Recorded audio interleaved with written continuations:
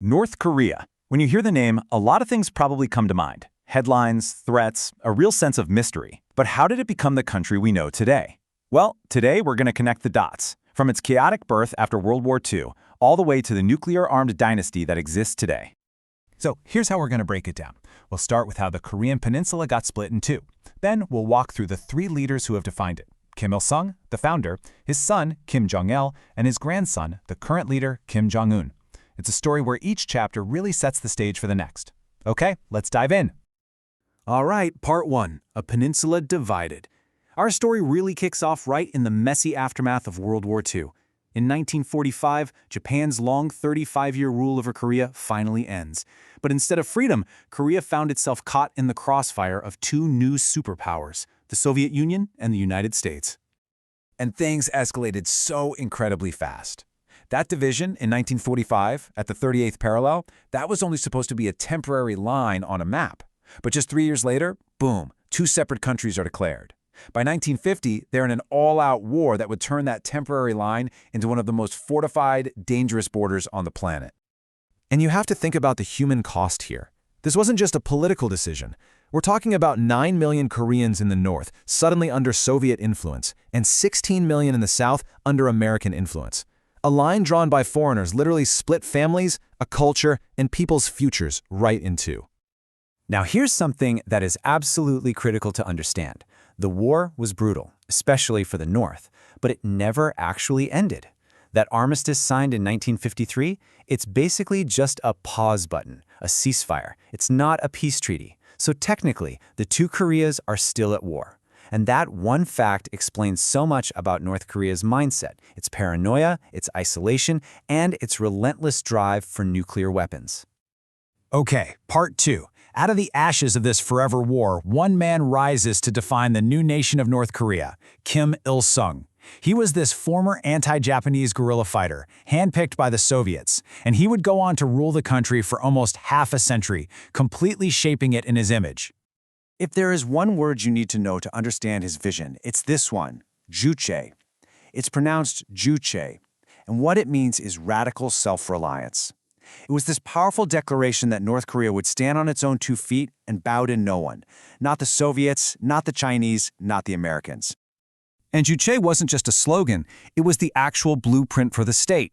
It justified total one-man rule and an almost godlike personality cult around Kim. Economically, it meant every single resource was poured into heavy industry and collectivized farming. And politically, it meant playing this careful game of balancing China and the Soviet Union against each other so they never become anyone's puppet.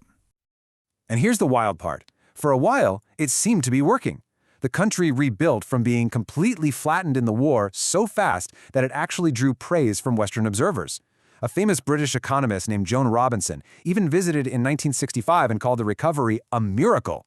A miracle. That's a pretty stunning word to use. And you can see that here. Through the 1970s, believe it or not, North Korea's economy was basically neck and neck with South Korea's. But then came the Great Divergence.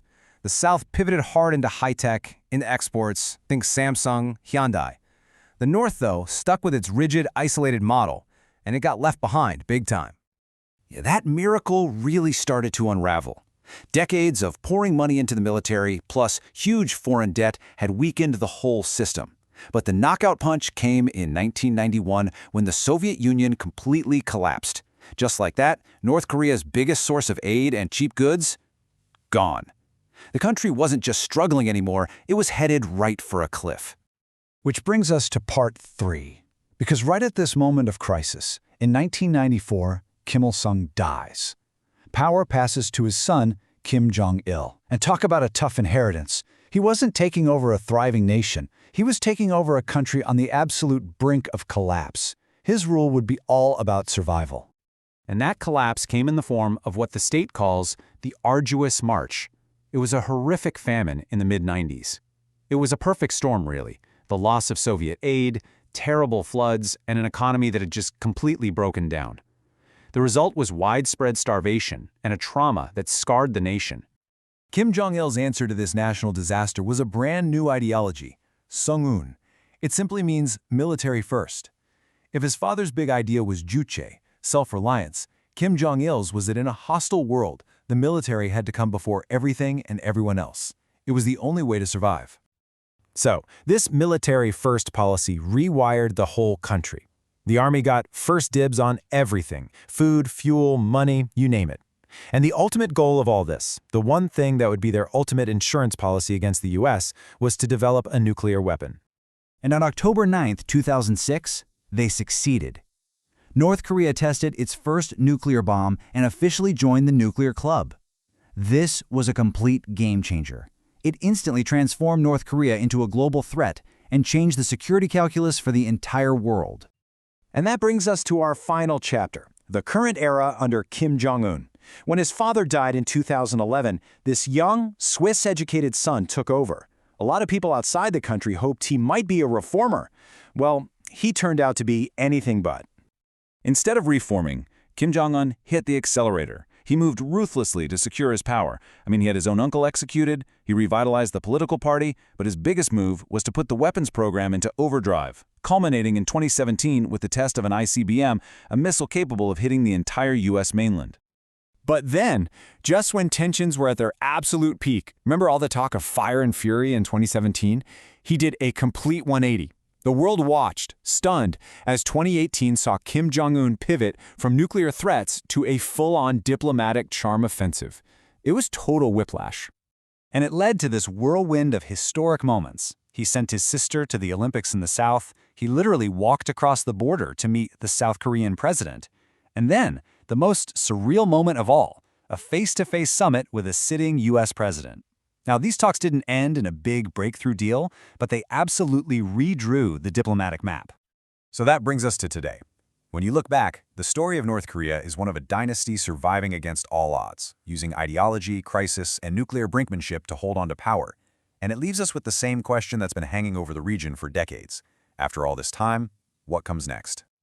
If you found this history insightful, you should definitely dive into our other videos in the Quick Country Histories playlist. And be sure to subscribe to Notebook Summaries so you don't miss out on our new explainers every week.